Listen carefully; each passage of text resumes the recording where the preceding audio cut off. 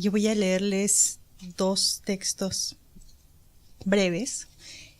Son parte de los ejercicios del taller, pero también, como dijo Claudia, tengo un proyecto personal de hacer un álbum de fotos familiar, y estos textos vendrían a ser los textos que acompañan a las fotos. El primero es sobre uno de mis abuelos. Bueno, los dos son sobre mis abuelos,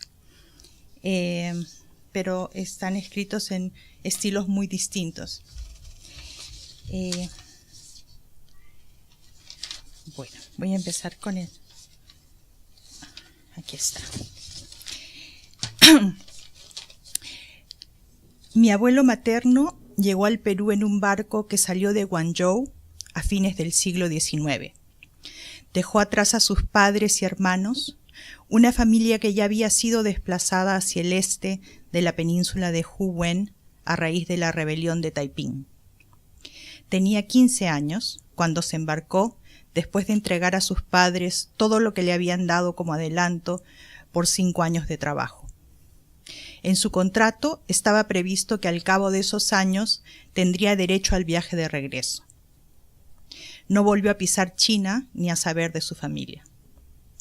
Corrían tiempos feroces en China. Las guerras, sequías, hambrunas y pestes habían diezmado a la población y habían desatado inmensos tsunamis humanos. Tan solo la rebelión de Taiping se cobró 20 millones de vidas.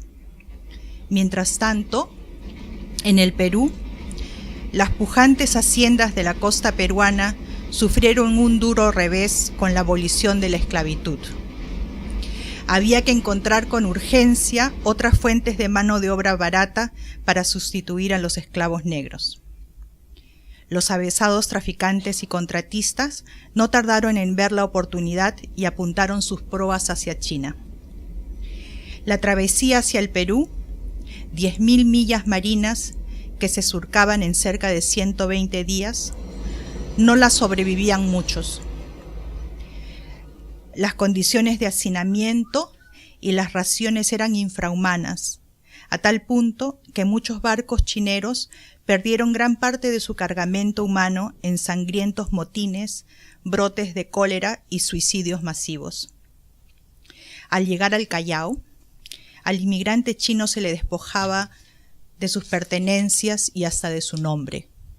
Se le asignaba arbitrariamente un nombre castizo, que a veces era el del armador, el capitán o el piloto del barco o el del contratista.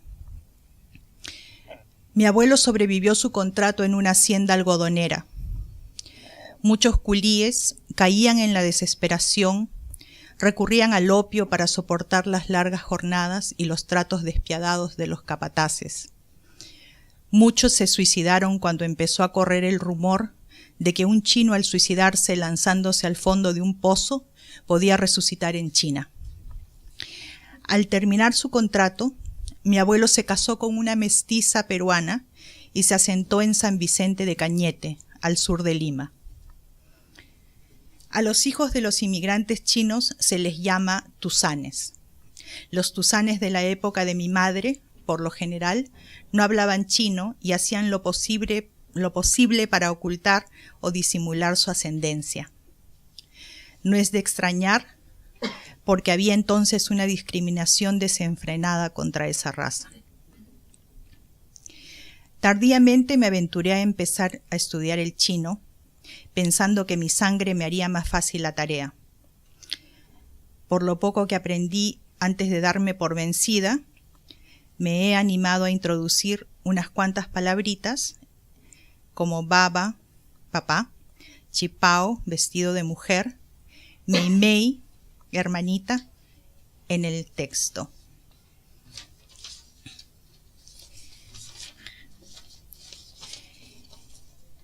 Mi nombre es Cam Wei.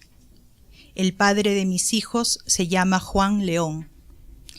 De mi baba no me queda nada, solo el brillo de su machete al sol. Sus manos en puño en el carrizal ahora son las mías. La brisa del mar me trae la risa de Ma. Cuando bajaba la marea, recogía caracoles en su chipao. Ya nada me queda de mi Ma, ni la peineta de nácar que encerró en mi mano, ni la seda de su mejilla en el puerto de Nanjing. Lloré desde que el viento hinchó las velas.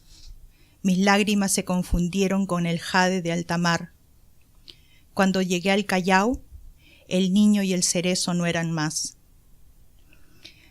Aquí las estaciones no someten a la flor. El tiempo, como un regazo, consuela de la ofensa del rocío, enjuga el delirio de la esperanza. La sangre de mi sangre no es tan mía como la nostalgia. Mis hijos no buscan en el horizonte a Meimei revoloteando entre el bambú. Mi esposa dice que en sueños digo palabras desconocidas, pero la rana y yo hablamos la misma lengua. Cuando escampa en la ribera del Lunahuaná, el junco se engalana con perlas de Guangzhou. Y ahora es el otro de mi otro abuelo, de mi abuelo paterno. Solo ahora nos cuentas que el abuelo Sebastián no era, como durante decenios nos habías dicho, un pequeño hacendado ganadero de Chuquibamba. Entonces, ese caballero del retrato que vi por única vez cuando visitamos tu pueblo, a mis 10 años, cuando presencié horrorizada cómo degollaban en nuestro honor una ternera en el zaguán de la casa de la abuela, ante la algarabía de todos. Ese caballero no era tal. El abuelo del retrato vestía levita negra y corbata celeste, que hacía juego con sus ojos. Era rubio, tenía el cuello corto y macizo, la cabeza cuadrada y una expresión adusta marcada por un bigote ancho y espeso. Y tú ahora nos cuentas que lo que hacía no era criar ganado al pie de volcanes y carajear peones. Cuentas, como si te hubiera llegado la noticia en un telegrama, que tenía una recua de 40 mulas, que bajaba de las alturas hasta Ica, acompañado de 3 pongos, a comprar pisco. Y mientras te escucho, solo puedo imaginármelo en la misma levita negra del retrato y de corbata, pero con sombrero y botas de montar, cabalgando sobre una mula sudorosa por esos desiertos rojos y salvajes que solo he visto desde lejos. Era un gran negociador, dices, y conseguía el pisco a buen precio. Con sus mulas cargadas de pisco en tinajas de barro selladas con cera de abejas, cruzaba los Andes por hondas quebradas y pasos escarpados, llevando su cargamento hasta la selva amazónica, donde con indios y colonos trocaba el pisco por hoja de coca. De allí partía nuevamente, esta vez con las alforjas repletas de costales de coca. Se adentraba en los húmedos pliegues de la cordillera oriental por sinuosos serpentines. Cuando avistaba el Coropuna, por fin se sentía en sus dominios, el altiplano de Condesuyos. Solo después de vender allí su mercancía al mejor postor, volvía a su hogar, a su casa de Iray, donde finalmente reposaba rodeado de su prole. Tuvo 10 hijos, el quinto de ellos era mi padre. Su esposa, mi abuela Jesús, lo acogía con respeto y solo le demostraba su cariño revitalizándolo con sopas contundentes, chaquis rebosantes de tripas, chuño y queso, y mimándolo con sus golosinas preferidas, chulpi, tocto, habas tostadas y etéreos maicillos horneados en moldecitos de papel periódico. Él, a su vez, les traía el producto de sus trueques: charqui, sal rosada de las alturas, cabras, ovejas, a veces ollitas de barro para que sus hijas jugaran a la cocinita, y rollos de damasco y lociones para mi abuela. Una vez llegó con una vicuña recién nacida, que se convirtió en la mascota de la familia. La peineta de carey que llevaba mi abuela cuando ya viuda venía de visita a Lima, se la había comprado él a un turco en Chala. Padre, recién ahora lo cuentas todo, con lujo de detalle, sin explicar por qué, sin que mediara enfermedad, ni muerte, ni aniversario. Pero de inmediato, como el burócrata más indolente, me cierras la ventanilla en la cara, acudiendo al subterfugio de tu senilidad, para no dar lugar a preguntas ni reclamos. Algo me dice, no obstante, que me corresponde agradecerte el que me lo hayas revelado, aunque sea tardíamente.